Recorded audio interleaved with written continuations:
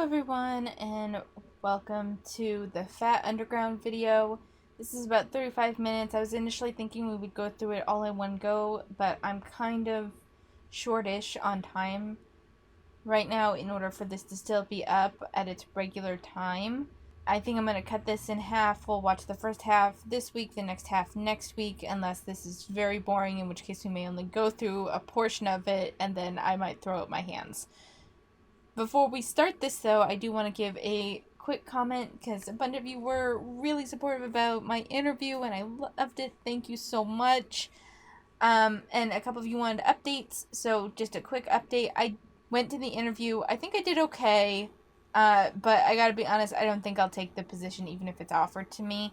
It was for an English language development teaching position, which means I would be teaching kids whose primary language is not English.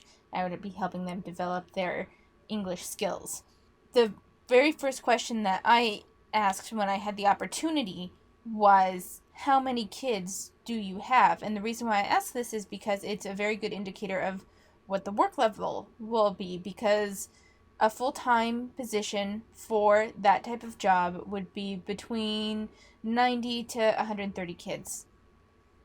But they couldn't even give me a rough estimate, which is unusual. They had it, they just didn't think to gather it, and they didn't know where their estimate was, and they couldn't be bothered to look for it.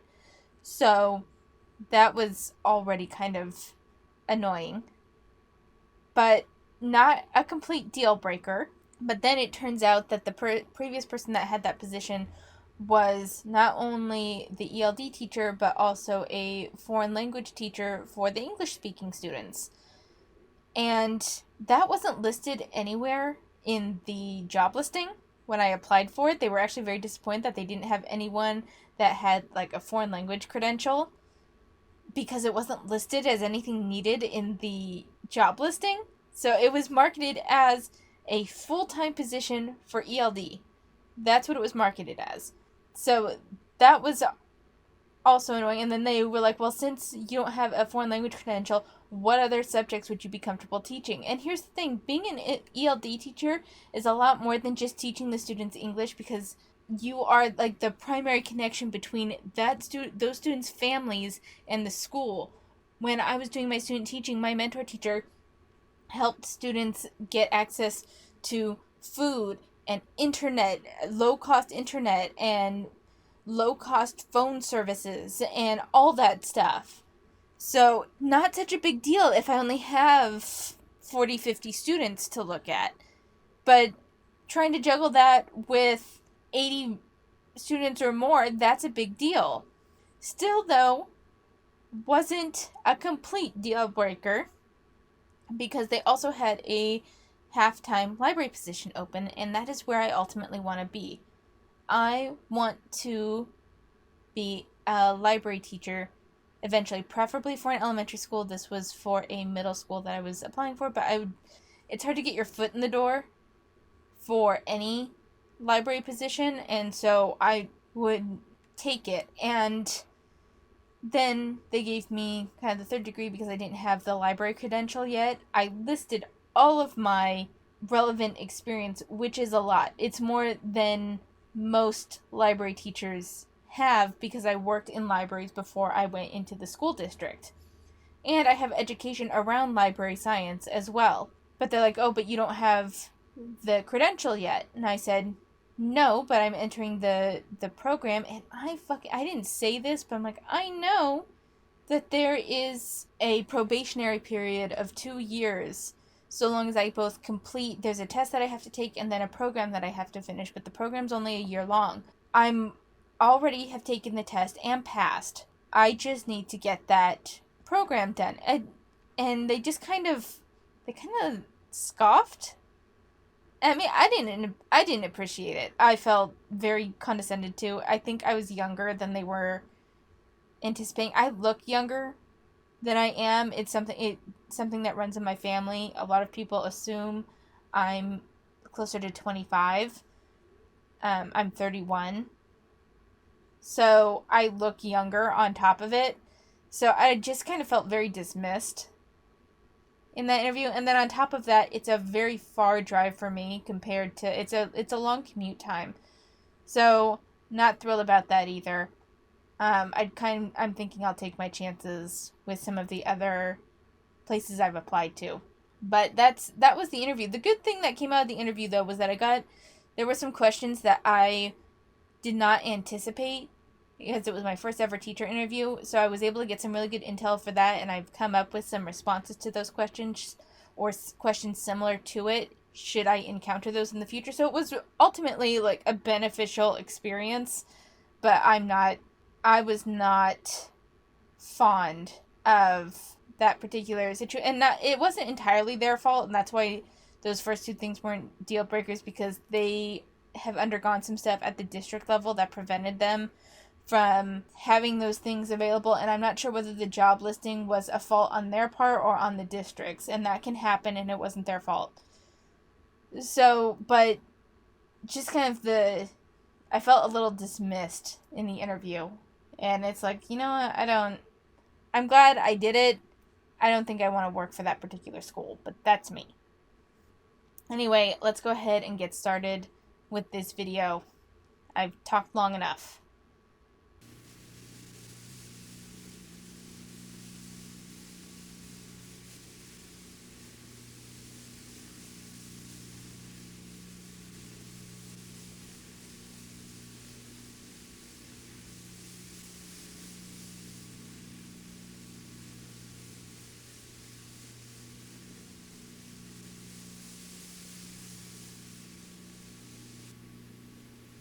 So if you weren't able to read that, all it said was that this is a replication of an original tape, and there's been degradation to the tape, so this is what could be salvaged of this person Charles' work.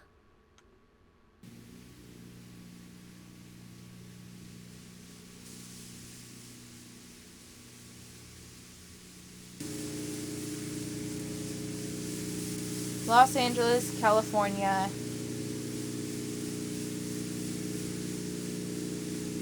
Fat Underground.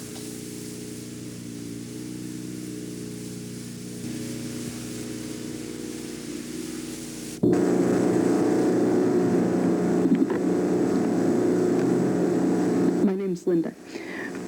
We are a group of radical fat feminist women. We see our oppression as fat women as being inherent to sexism. We are an activist group who do public speaking, facilitate problem-solving groups for fat women, and generally try to publicly bring out suppressed medical information as well as offer support to other fat women.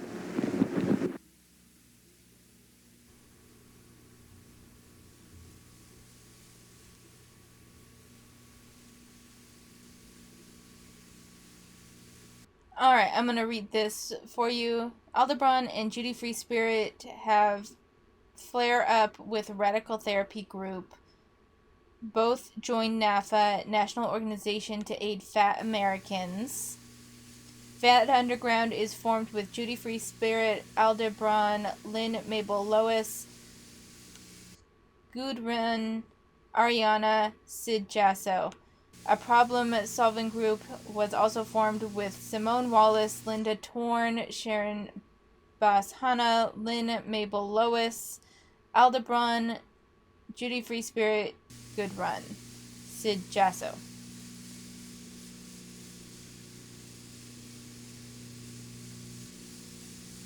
In 1974, the two groups merge.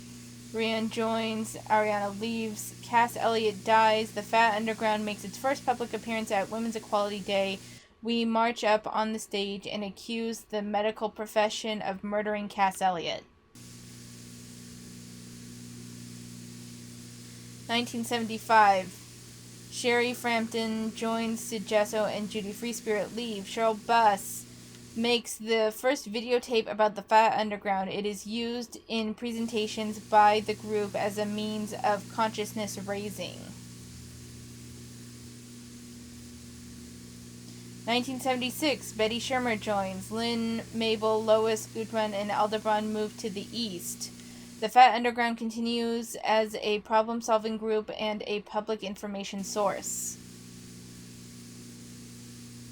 1977, Melanie Osborne joins. The group continues.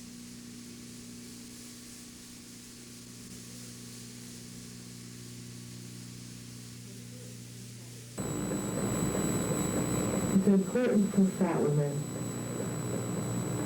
to understand that you're going to have to go through some really heavy changes, and that things that were told to you, things that you grew up believing, are lies on a really deep level, on a really painful level. It's very easy to just dismiss what's being said. Oh, they're just people who couldn't diet successfully. We've all died successfully many times, and we've all gotten fatter, and we have statistics to back us up. So this is very similar rhetoric from the 1970s that we are still seeing today. It hasn't really morphed that much from 50 years ago now. That's it. That's a little insane. And I find it interesting that she says we dieted several times and just ended up fatter. I have news for you, sweetheart. Then you didn't diet successfully. You gotta make it a lifestyle change. If you ended up fatter, it's because you went off your diet and went full speed into your old bad habits. Important to you. What should be important to you is your experience. The fact that you've dieted many times and gained it back. The fact that you have to live for tomorrow, for the time you can get in your bathing suit. Oppression is the systematic mistreatment and invalidation of one group of people by another group, which is fostered by our society. It is important that those of the oppressed group be given the chance to speak. Listen with respect.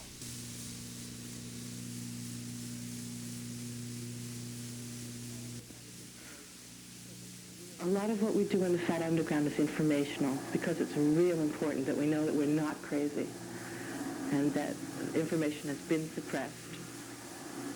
But one of the most important parts of the Fat Underground is sharing our pain with each other and sharing what's happened to us, the stories that nobody ever hears, because we're too embarrassed and because we think we're too crazy, we're the only ones, until we find out that there are millions of us out there. A lot of my pain has to do with doctors. When I was 14, we were on a camping trip and I got a pain in my side. And I kept that pain in my side for 2 days without telling anybody much about it. And finally, when I had to go to bed, my mother made me go to bed, and I said, Ma, it's nothing to worry about. Don't worry. I don't want to go to the doctor. And I refused to go to the doctor for like 2.5 days.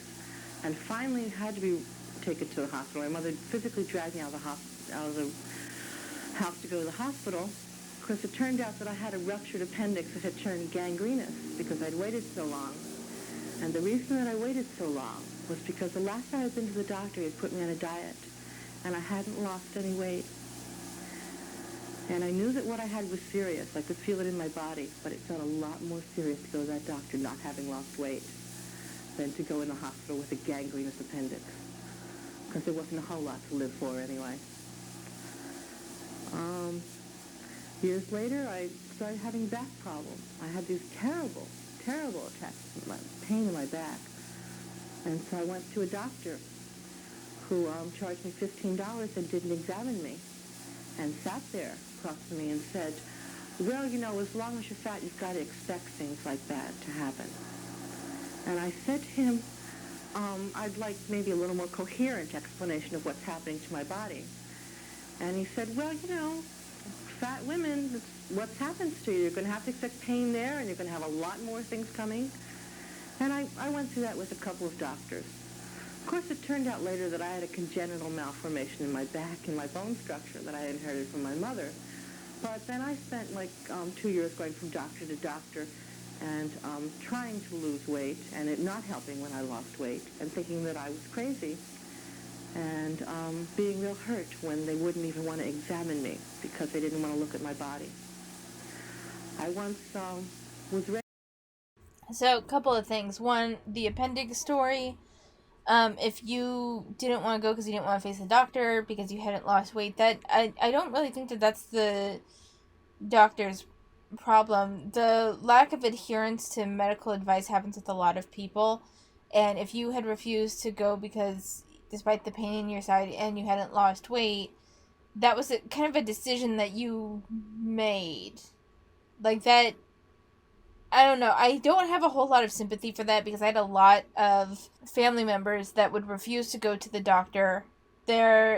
Sometimes their excuse was, I'm afraid of what they're going to say. Later, I found out that at least one of these family members was a drug addict, and that's part of the reason why they didn't want to go. And I don't know. I don't have a whole lot of sympathy for that because it was a decision. These were decisions that you made that prevented you from getting healthcare. That's not an oppression on you. That's you making a poor choice and not wanting to deal with it. The bit about, having a genetic malformation in your back, I agree that especially if you ask for a more coherent explanation, if the doctor really just said, well, fat women, and just kind of like trailed off and expected you to connect the dots, that was a bad doctor. Even for the time, that was a bad doctor. They should have explained to you that the excess weight on your back can cause muscle strain, and that's what they thought it was. I do think that they probably still should have given a good examination. Saying that it's because they didn't want to examine your body, I think it's not a matter of not wanting to examine your body. I think it's a matter of they felt that they already knew what the issue was, and therefore they just kind of wrote you off. That's not right either. But I just wanted to chime in there real quick. And sat in this little cubicle with the curtain and listened to two male doctors outside who, of course, after 5 hours of waiting, 2 doctors came at once. They stood and argued over who was going to have to examine me because they didn't want to touch me, and talking about my stomach and how my genitals were probably fat and my vagina was probably fat, and making jokes about it. And I sat in there with dried blood all over me and listened to that. Hard to say if that happened. It was the 1970s, so I could see how that happened, and I'm sorry if that did happen to her. I can't help but come to this with a level of skepticism, though, with all of their stories, just because we've seen so many hyperbolic statements from the fat activist community that I can't help but come to every claim like this that is so almost comically ridiculous that this would ever happen, and outrageous at just the thought that it could have happened, that I can't help but wonder, did that happen the way you said it did? I think that for all fat activist claims, there's a kernel of truth to what they experienced, but I think that oftentimes, kind of like what we've seen with Virgie, there's a level of editorializing that happens in the hopes of making their claim more serious. We demand good health care. I hate it when I go to doctors and they blame all my symptoms on my fat. The Fat Underground has done quite a bit of medical research, looking at figures in the original papers, not just abstracts in journals. One study we found is of the world's literature on obesity. The researcher Stunkard found that of all the studies done, only 8 measure up to his standards. And his standards were by no means stringent. This shows that obviously there is a lot of misinformation in the medical field concerning. Okay, no. See, it's amazing because there's issues with their claims, and it's the same ones that we see with the fat activist community today. It's that they're like, this person found that only 8 studies met up to their standards, and their standards weren't very stringent. What were their standards? What did the other articles not measure up to?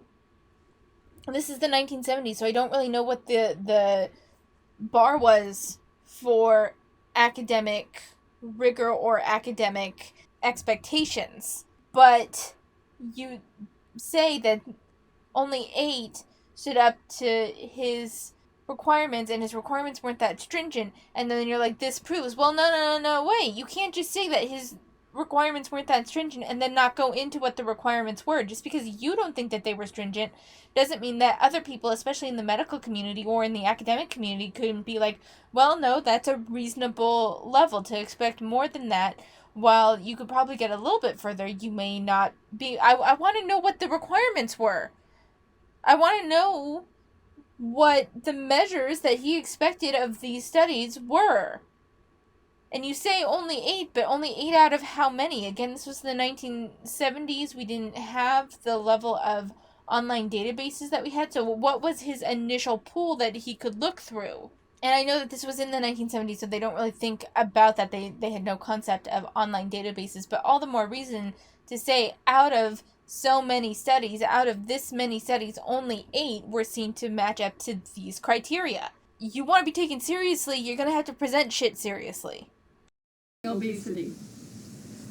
While the evidence is still far from complete, enough information has accumulated recently to motivate a fresh look at what has been passing for common knowledge for the better part of 3 decades.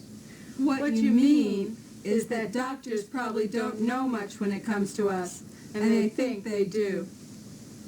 A big mistake that is made is not differentiating between factors that are correlative and those that are causative. Researchers imply that being fat is a cause of certain things, but that's not what their studies show. Take high blood pressure, for example.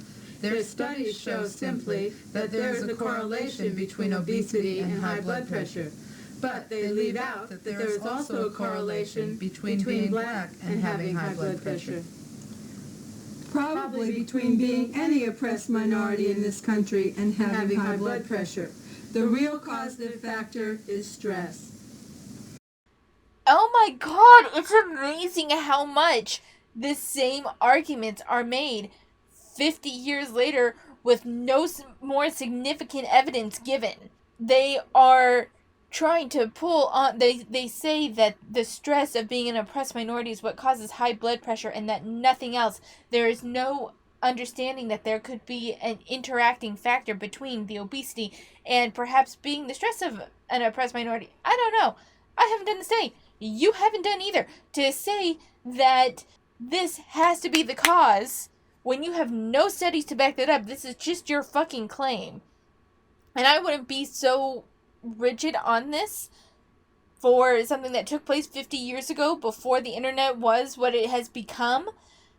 But then I wouldn't be so on them if it weren't for the fact that they tried to debunk medical studies when they didn't even give like a decent rundown of what they said was happening. They said stunker, but I have no idea what the name of this review was, this analysis of obesity articles. I have no idea.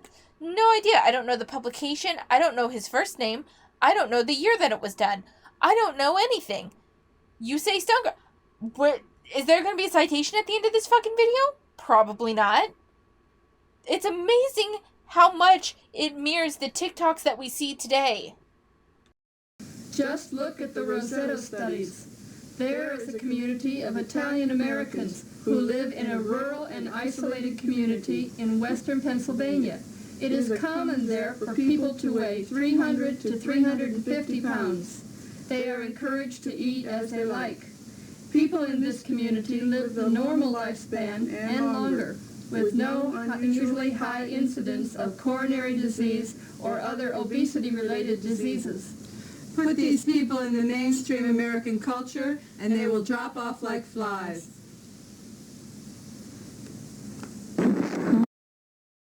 If that's true, which given their shitty citations so far, I'm not convinced, and we've seen plenty of, because it mirrors the fat activists we see on TikTok today so much, I wouldn't be surprised if they were leaving something out. But let's just take it wholesale for a moment. Let's say there is a community where people average at about 350 pounds. But there's no higher levels of coronary disease from the average population. One, what about diabetes? What about respiratory diseases? What about increases in colds? or infections. Even putting that aside, fine, let's take it wholesale and say that they, in general, are as healthy as a healthy weight individual in mainstream America. Are they more active? Do they just eat a shit ton, but in general are more active? Is that potentially a contributing factor? Because cardiovascular health, even at higher weights, is beneficial. Like, if you regularly get exercise, even as a larger individual, it's better than a larger individual that does no exercise. So could that be a contributing factor? Is there a correlation with lower smoking rates in that community? What about the type of food that they eat? Is it less processed than what is seen in the general population? Granted, this is the 1970s, so food wasn't as processed as it is now, but it's still worth looking at. What about the general sugar consumption of the average person? What about the average veggie consumption of the average person in that town versus the average American person? There's a ton of factors there. And let's say that there's no... Let's even take a closer look at that claim of no higher incidence of coronary diseases.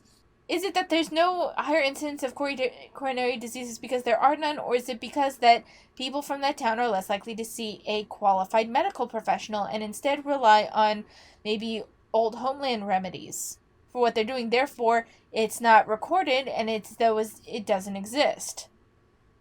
There's so many holes in that one claim. My name is Gudrun. I just want to mention that we're talking about women who are fat like ourselves, that your average thin woman who is dieting her 5 pounds is doing some damage to her body and doing an unnecessary injustice to herself and her lifestyle. But when we talk about diet, we're talking about people, women like ourselves who are forced to diet our entire lives because we're naturally fat women, and who are talking about 100-pound weight loss that is killing us, not just, the 5 pounds that we could all play around with, or even the 20 pounds where you think, you eat an ice cream and you think, well, I gained a pound and so I won't eat the ice cream. That's like kid stuff compared to the kind of diet rituals that any of us have been through that are really the causes of the early deaths in fat people. It just amazes me. Again, just like the TikToks that we see today. And how do you know? How do you know that they make these claims that it's this dieting that leads to our early deaths? And I think that this is where they come from with diets kill fat people that we see in the TikTok communities today, and yet they don't really explain what that means. This was the most explanation I've seen of it so far, because for a while I'm like, is it because that people lose weight and therefore they're no longer fat people? Then you're not killing fat people. That was an argument that I had at one point because I, honest to God, did not understand this fucking line of thinking. But this kind of sheds a little bit more light on it. They say that their diet rituals are what's killing them. Could you explain to me what those diet rituals are? This is a big issue with this video and with the fat acceptance community in general, is that they say that this hurts me, and it's like, okay, how does it hurt you? What are you doing exactly? And they won't give details. I don't owe you details. Educate yourself. I can't educate myself on your particular situation of what you're doing and how that would negatively affect your health if you don't fucking tell me. You say that this is a pattern of behavior. Well, I'd like to know what your individual circumstances were like and what common theme that you say exists there, and I'm curious if I see it too, or if I see something else underlying. Sometimes it's beneficial to have someone outside look at your claims in full detail, because sometimes other people can see things that you cannot, and it doesn't even necessarily have to be a matter of dieting or weight loss or you're fat or whatever. It could just be something common that we see with across the board that you may not realize. It could be that you guys, like, I don't know, you guys all smoke pot 3 times a week. But there are those of you that have family histories of heart issues. Well, pot can raise your heart rate and then prolong, at least when you're using it, and then anecdotally, but there are people where if you use pot consistently over an extended period of time, and I'm talking like a fairly heavy usage, where it actually can lower your blood pressure to unhealthy levels. So there's a range there. There could be something that you're doing outside of this diet culture rhetoric that you are spewing that is actually hurting you. Even if we set aside your weight and all that, there could be something else that you're doing. But you don't give details, so how the fuck are we supposed to know? We're just supposed to take your claim at face value and just accept it with no evidence? The most important piece of medical information for me was a study that's been very widely duplicated. And that's a study, a long-term study on how many people lose weight and gain it back. 99% of the people who lose weight gain it back. 90% of those people gain back more than they lost. Not even citing the study this time. That's really not what I thought it was like when I was growing up. I thought that everybody but me lost weight and kept it off. And that's not true. 99% gain it back. 90% gain back more than they lost. So if you go through a lifetime losing weight and gaining back more than you lost, then losing weight and gaining back more than you lost again, you have what's called a yo-yo syndrome. And that places tremendous pressure in the body in terms of cholesterol buildup. Okay, so one, again, you need to cite where you're getting this information from. I don't care if it's the 1970s, you should still have, I mean, you guys cited other stuff poorly, but you at least attempted to cite it. So if you're going to spew this shit, you should cite this too. But that was a large claim, and then I believe a study was done either in the 90s, early 2000s, although it could have been as early as the late 80s. I don't remember where, but that there was actually a net benefit. Even if you yo-yo diet, there's actually a net benefit. It doesn't cause harm. But, and no, I'm not giving the name of the study. I'm not looking it up because you're not, so why the fuck should I? Not that that's it. I know that that's not a good thing to do. Like, if you're not going to do it, then I'm not going to do it. It's very childish and very petty, but I'm feeling petty today. And if anyone wants to cite it in the comments, if you know what I'm talking about, feel free to. I'm just like, you want to be lazy? I feel lazy today. I know it's not the most mature response to have, but I don't give a shit today. Cholesterol buildup became so high in one study that they did, they had to discontinue the study because of the gaining and losing weight effect. This is really known to be very, very...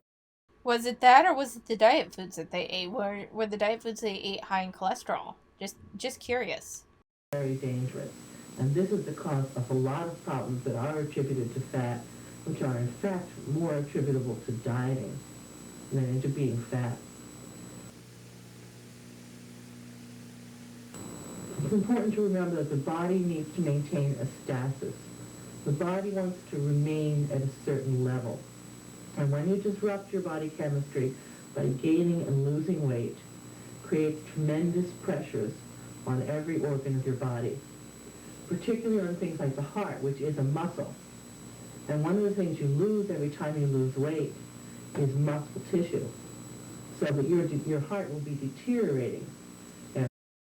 And now we know where that fucking came from for Fat Sapphic, bro. Now we fucking know. Oh my god. Oh my god, I can't believe. It's like they all get the same information from this one video. Oh my god. From these women that clearly don't understand anything. Let's say I do think that sometimes when you lose weight, you lose a little bit of muscle, especially if you're not strength training while you're losing weight. Your body doesn't have to carry as much weight, therefore it's easy to lose some muscle tissue. That doesn't mean the muscle around your heart. That doesn't mean that it hurts your heart to lose weight. Like I said in the Fat Sapphic Bro video, your body's in the business of staying alive. It's not going to do something to hurt itself unless it under very, very extreme circumstances. I'm talking prolonged starvation. And not diet starvation where you're taking in 1,500 calories a day instead of 2,500. I'm talking full-on starvation where you're probably taking less than 300 calories in a day. The people on Naked and Afraid that go 30 days and subsisting on their, like, microscopic levels of food, they are far more likely to have heart issues than the average dieter. And even then, they are monitored medically. Just as if you're doing a diet, you should be consulting your doctor, and therefore you should be under a level of medical monitoring as well.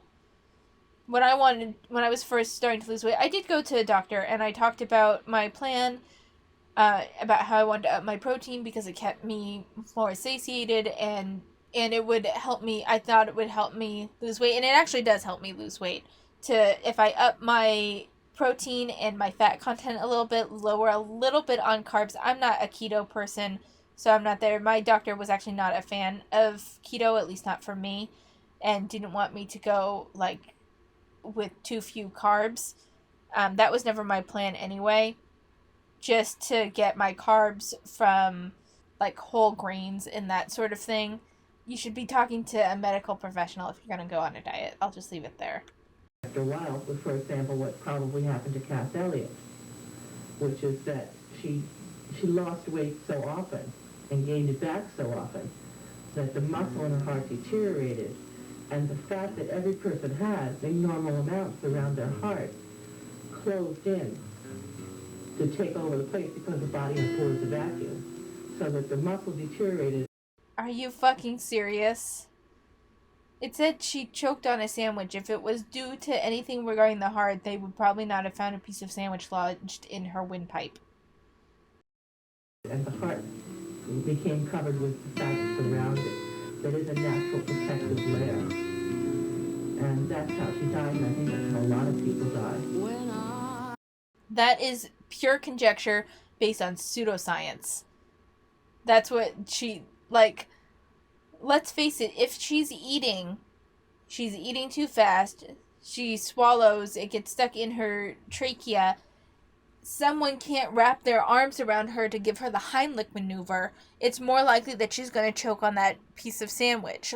Let's be realistic here. I was a young girl,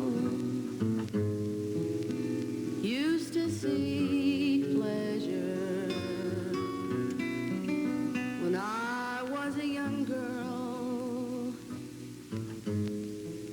used to drink ale out of the alehouse and down to a jailhouse, right out of a barroom, down to my grave.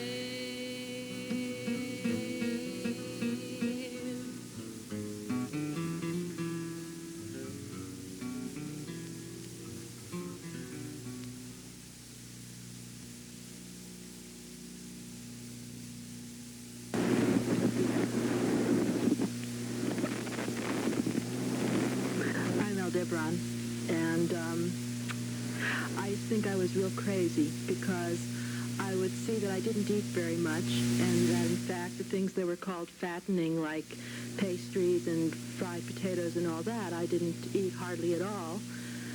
And yet I was always fat, and so obviously I was just wrong about my perception of things. And I guess that gets down to one of the paradoxes that we have in the fat underground, where in order to get our point across and make people believe us when we say that the medical profession is lying when they paint us all as gluttons, we have to quote medical research that we've looked up in medical journals. And it would feel much better to me if I could just say, you know, I eat totally normally, I eat no more than the average slim person, and you would believe me. But since you probably wouldn't, I think that's why I would have to say that, first of all, for me, one of the first actions that I did as I started to become aware of being oppressed as being a fat woman and starting to get indignant about it was I began to read in medical and nutritional journals, and what I found was that across the board, the nutritionists find that the average fat person doesn't eat any more than the average slim person. And that what goes on is that we're being punished on the supposition that we do. And there's a whole bunch of legal discriminations based on our eating so much more, like you can't get a job, etc. And I think that that really has to change because it makes us crazy. It invalidates the way we see the world. And it means that, in effect, we end up having to spend our lives starving and thinking that that's normal. I'm sorry, but I'd like to see that study about where the average fat person eats just the same amount as the average thin person, because I think that's a mistake.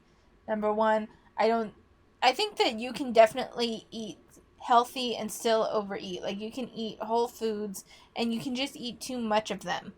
Chances are what you're likely doing is putting a little too much dressing or something because you don't realize that how high in calorie it is.